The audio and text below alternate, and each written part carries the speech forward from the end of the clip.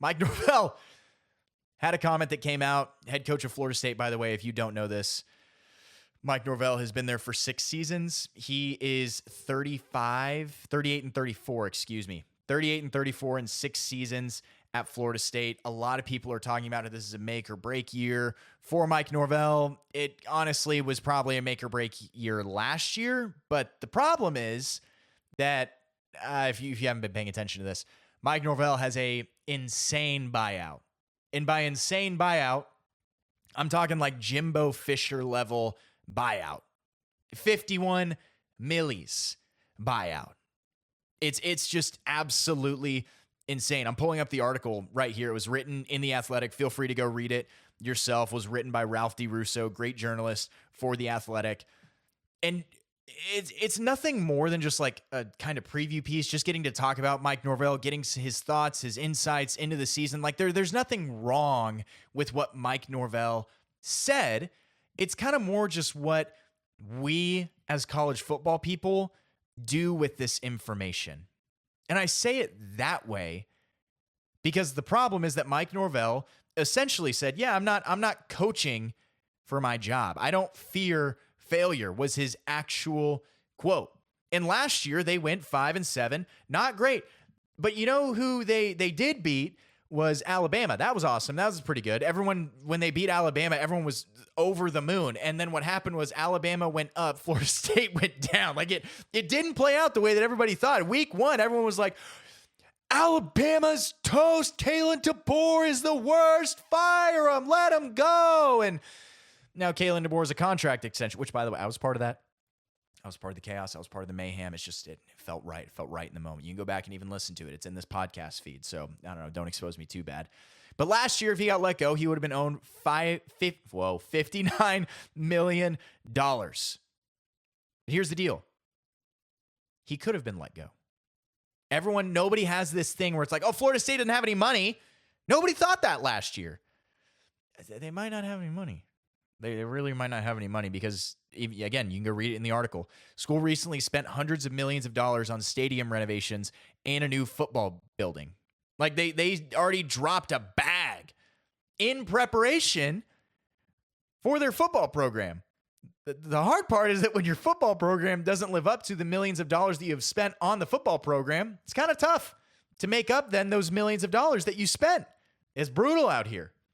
It is brutal out here. His quote at the end that mainly I want to talk about that you have heard is that Russo writes in the article, Norvell said he doesn't believe he is coaching for his job this season.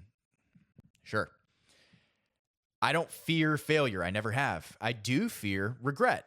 And the only thing that I could be in control of is me, the team, the guys, and that I get to lead on a daily basis. And so, I just want to make sure that I don't regret any of the work or the investment into these guys to help put them in the best position for what I believe we can accomplish. Here's what he would tell fans, Florida State fans, if you're listening. I would tell fans, Coach Norvell is everything you could possibly want in a college football coach, in a leader. Excuse me, that wasn't Norvell. That was Robinson. Deuce Robinson, star returning wide receiver. Anyways. And so one of the things is that this is like, hey, believe in us. Believe in us this season. We are going to be better this season than we have been the past 2. We are going to be better. Promise. On mamas. We're going to be better. Sure.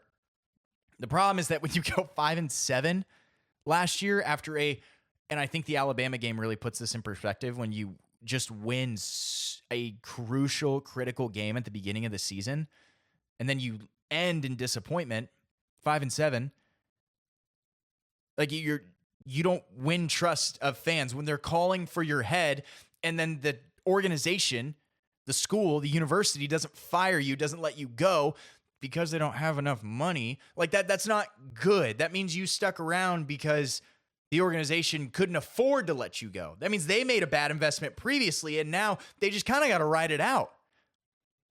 But as a fan, as a Florida State fan, as a college football fan, what else do you want him to say? I don't know what else you would want Coach Mike Norvell to say. Like when he's coming out, you don't really want him to come out and say, yeah, coaching for my job this year. I know I'm on the hot seat. Everybody's talking about me. I'm worried, but I do think our team's going to be really good. No, You know what you want? You want him to lie to you. Like, you want him to lie to you. You want him to be delirious. You want him to just have this thing in his mind where you look at him and you're like, Mike, you might be crazy. You just might. You might be a little bit psycho. Because the best college football coaches are just a touch psycho. There's just something off right here that makes them phenomenal, i.e. Mike Leach. Let's talk more about that another day. But the bummer, again, is that I don't know what you want him to say. And the problem is that the question had to be asked.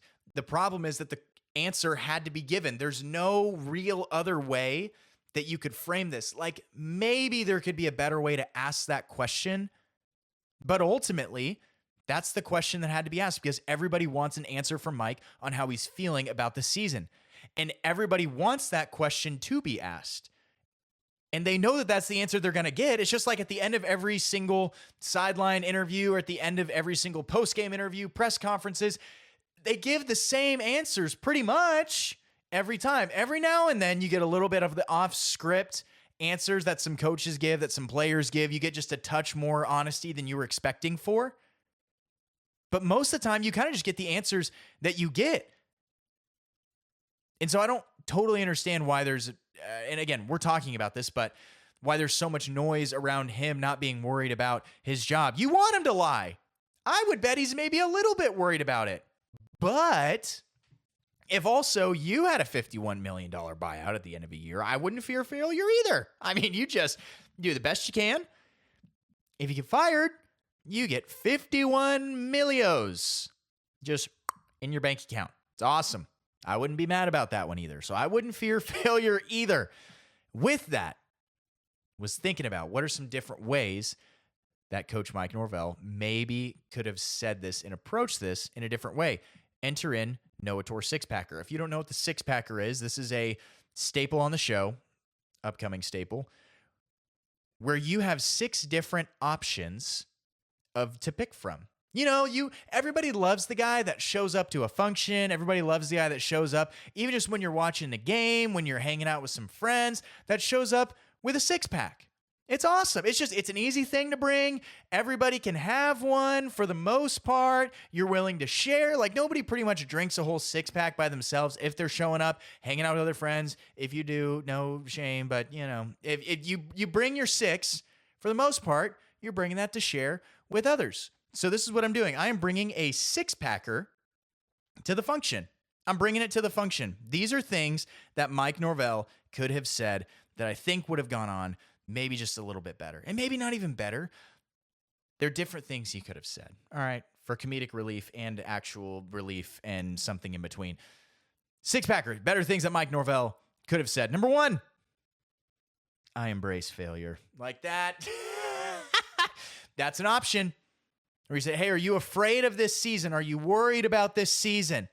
No, I embrace failure. And that's coming from his mediocre record at Florida State, which is a hard job. Being a head coach at a college football program is a hard job. But I embrace failure as number 1. Number 2, I don't fear failure. I'm just getting used to it. So first one, I embrace failure. Number 2, I don't fear failure. I'm just getting used to it. Fear failure. I'm just getting used to it.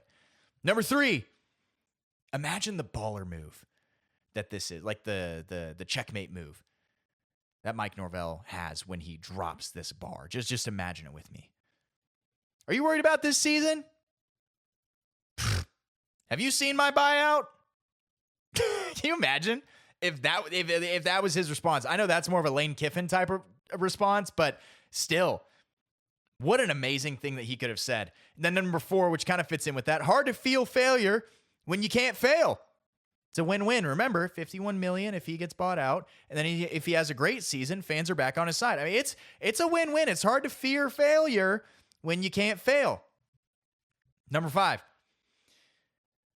I can't coach for my job if I know I'm getting fired. Because here's the deal. If Florida State wins 7 games this year, he might still get let go. If he wins 8 games this year, he might still get let go. Florida State fans are not happy with Mike Norvell. Unless there is an insane turnaround this year, I don't think you're going to see him back with the Seminoles next season. Last one. This is a legitimate one. Honestly, he could have said something in the honesty category. Something to the effect of, yeah, the past couple years have been rough. We've made a few wrong moves. But this year, I feel confident in this team. I'm going to be honest. I think that potentially could have gone over better. I think that might have been a better response than just saying, I don't fear failure. Because, yeah, you can lie. You can put on this great front. Maybe he's not even lying. Maybe he actually believes this, where he's like, our team is going to be awesome. And he's convinced himself that this year it's going to be amazing. But I don't know, that potentially, as a PR move, as a guy who took one PR class in college, I think it could have been good. Yeah, past few years have been rough. We've made a few wrong moves, but I feel confident in this team.